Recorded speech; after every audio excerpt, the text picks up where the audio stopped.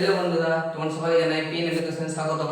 তো আজ আমরা ভারতের বিভিন্ন শহরের নাম লিখেছি এবং সেই শহরগুলি কোন নদীর তীরে অবস্থিত সেটা আজ আমরা জেনে নেব।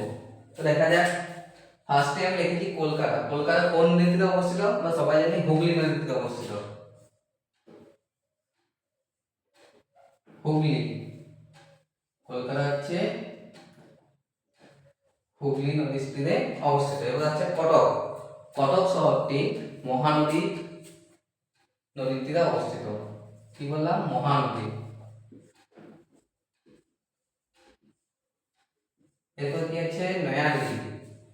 আমাদের যে রাজধানী নয়াদিল্লি, সেই নয়াদিল্লি শহরটি যমুনা নদীর তীরে অবস্থিত।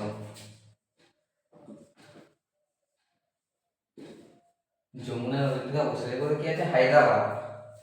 তেলেঙ্গানার রাজধানী হায়দ্রাবাদ, সেই হায়দ্রাবাদ শহরটি মুসি নদীর তীরে অবস্থিত।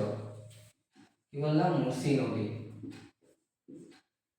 মুসি নদীতে অবস্থিত। পাটনা। পাটনা শহরটি আমাদের ভারতের সব থেকে বৃহত্তম নদী অর্থাৎ গঙ্গা নদীর তীরে অবস্থিত।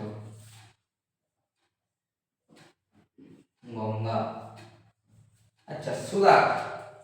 সুরাট, সুরাট নদী সুরাট শহরটি তাপ্তি নদীর তীরে অবস্থিত। তাপ্তি। আর কি রইল? বারাণসী। আচ্ছা, বারাণসী আমরা সবাই জানি বারাণসী শহরটা কোন নদীর তীরে অবস্থিত। তাই এই বারাণসী শহরটি কোন নদীর তীরে অবস্থিত সেটা তোমরা আমাকে কমেন্ট বক্সে জানাবে। আর একটা আছে আগ্রা। আগ্রা, আগ্রাও হচ্ছে আমাদের যমুনা নদীর তীরে অবস্থিত।